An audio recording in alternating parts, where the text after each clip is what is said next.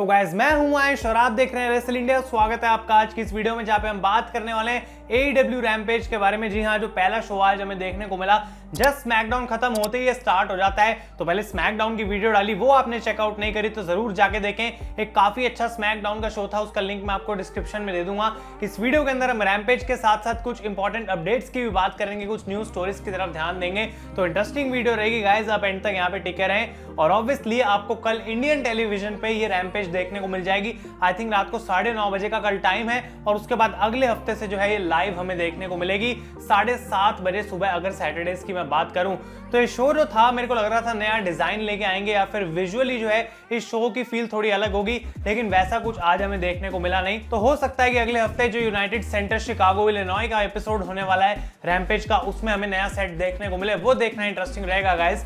लेकिन इस हफ्ते का जो पहला मैच हमें देखने को मिला वो था for the impact wrestling championship, जहां पे केनी ओमेगा अपना टाइटल डिफेंड कर रहे थे अगेंस्ट क्रिश्चियन केज। और ये मैच ऑफिशियल करा गया था डायनामाइट के ऊपर, तो लोग काफी इंटरेस्टेड थे। और पिट्सबर्ग के क्राउड को डेफिनेटली यहाँ पे एक सैल्यूट देना पड़ेगा, क्योंकि भाई 1 घंटे के अंदर जो एनर्जी उन्होंने शो में डाली है वो बहुत ही कमाल की थी। बहुत ज्यादा अच्छा क्राउड आज हमें देखने को मिला, चीयर, बूज, चैंट सब कुछ हो रहे थे। और इस मैच की मैं बात करूं तो भाई क्या कमाल का मैच ओमेगा और क्रिश्चियन ने दिया है। मुझे लग रहा था कि ठीक ठाक मैच होगा, लेकिन ये एक लेवल आगे चले गए।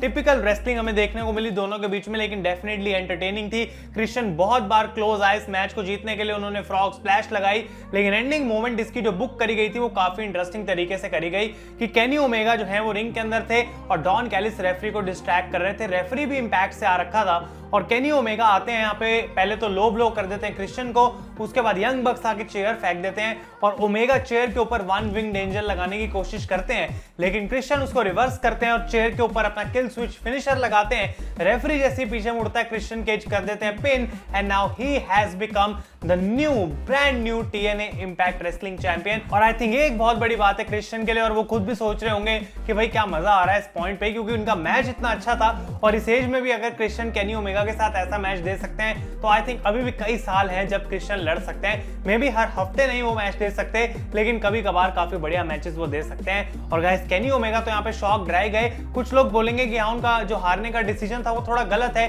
क्योंकि ऑल आउट पेपर व्यू से पहले यहाँ पे उनको काफी वीक दिखाया गया कि ऑलरेडी वो अपना एक टाइटल हार गए। लेकिन इसकी वजह से इंटरेस्ट जो है मैच में बढ़ेगा ऑल आउट के लिए, कि क्या क्रिश्चियन जो है वो केनी ओमेगा को AEW वर्ल्ड चैंपियनशिप के लिए भी हरा पाते हैं या फिर नहीं। क्योंकि एक बैक स्टेज इंटरव्यू आज हमें देखने को मिली, जहां पे जंगल बॉय और लुचासॉरस सेलिब्रेट कर रहे थे क्रिश्चियन के साथ, और मार्क हेनरी गाइस आज शो पे अनाउंसिंग कमेंटिंग का काम कर रहे थे। वो काफी अच्छा काम कर रहे थे, और वो क्रिश्चियन से पूछते हैं इसके बारे में, और क्रिश्चियन कहते हैं कि भाई देखो, मैंने केनी ओमेगा के बारे में बिल्कुल सही सोचा था, is one hell of a wrestler, और जितना आसान मुझे आज उनको लग रहा था हराना उतना था नहीं। तो अब डेफिनेटली जो आने वाला चैलेंज है ऑल आउट का, वो और भी ज्यादा डिफिकल्ट होने वाला है। तो ये चीज उन्होंने बोली, और ये ऐड करता है स्टोरी लाइन में एक एलिमेंट। और गाइस ये काफी बढ़िया है, Christian is your new Impact champion. इसके बाद गाइस जो मैच हमें देखने को मिला वो था फॉर द TNT चैंपियनशिप, यानी कि मीरो एक तरफ थे, वो अपना टाइटल डिफेंड कर रहे थे, या फिर मैं बोलूं गॉड्स फेवरेट चैंपियन जो कि उनका गिमिक है, अगेंस्ट फ्यूगो डेल सॉल। और स्टिपुलेशन यहाँ पे ये लगी हुई थी कि अगर डेल सॉल जीत जाते हैं तो उनको AEW का कॉन्ट्रैक्ट मिलेगा।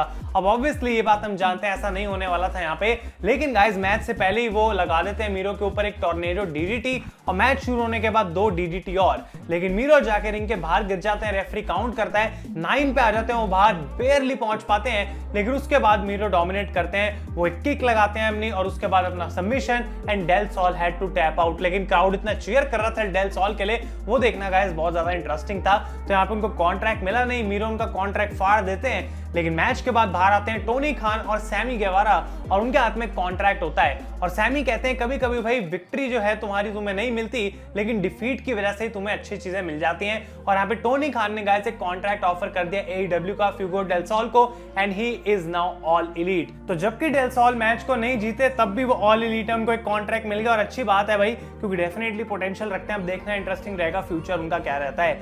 इसके बाद हम बात करें गाइस, तो होते हैं रैफ्टर्स में या फिर ऊपर खड़े होते हैं स्टेडियम में, यहाँ पे स्टिंग और डार्बी एलिन, और एक बार फिर से कमेंटेटर्स बोलते हैं कि अगले हफ्ते का जो रैम्पेज होने वाला है, that is where Darby will try to become the best in the world.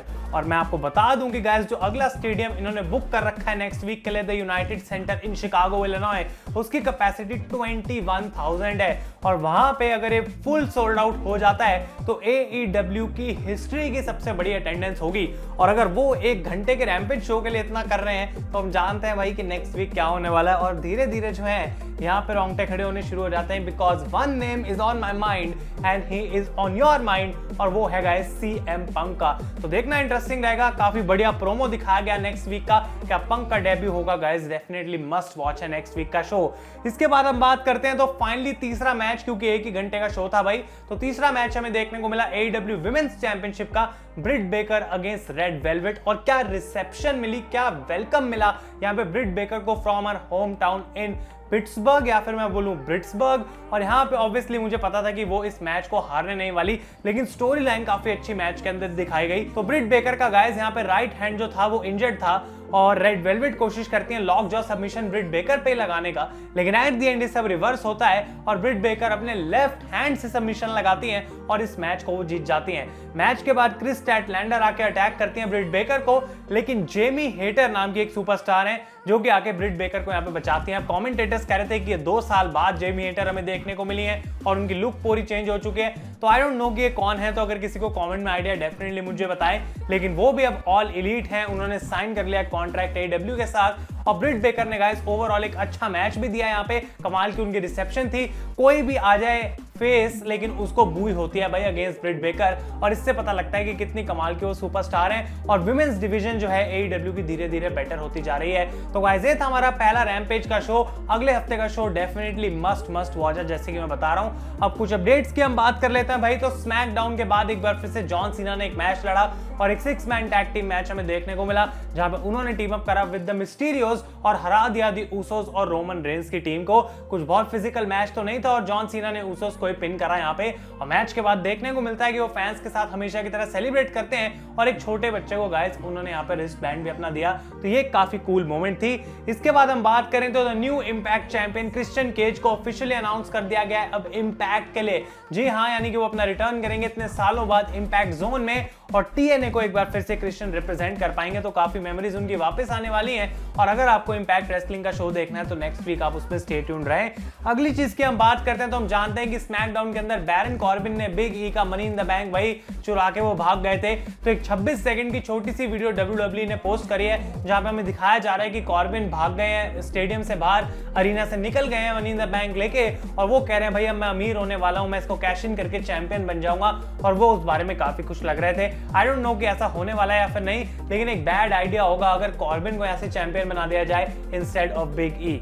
अगली अपडेट की हम बात करते हैं तो रिक फ्लेयर WWE से रिलीज हो चुके हैं। कल मैंने आपको बताया था एक और मैच वो लड़ना चाहते हैं, और अब डेव मेल्जर रिपोर्ट करते हैं कि शायद AEW रिक फ्लेयर को साइन करने में इंटरेस्टेड है, और इस पे मैं अपना ओपिनियन आपको पहले से ही बता चुका हूं।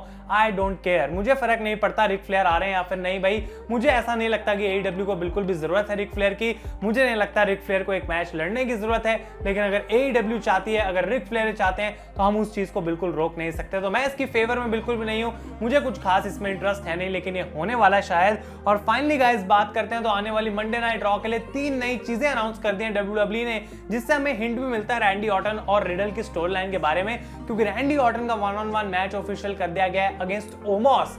यानी कि जो भी हमें देखने को मिला, जैसा कि मैंने अपने रॉ रिव्यू में बोला था, भाई ये कोई ब्रेकअप नहीं है आर के ब्रो का, वो वापस जुड़ जाएंगे और ये मैच ऑफिशियल कर दिया जाएगा समर स्लैम के लिए इस हफ्ते।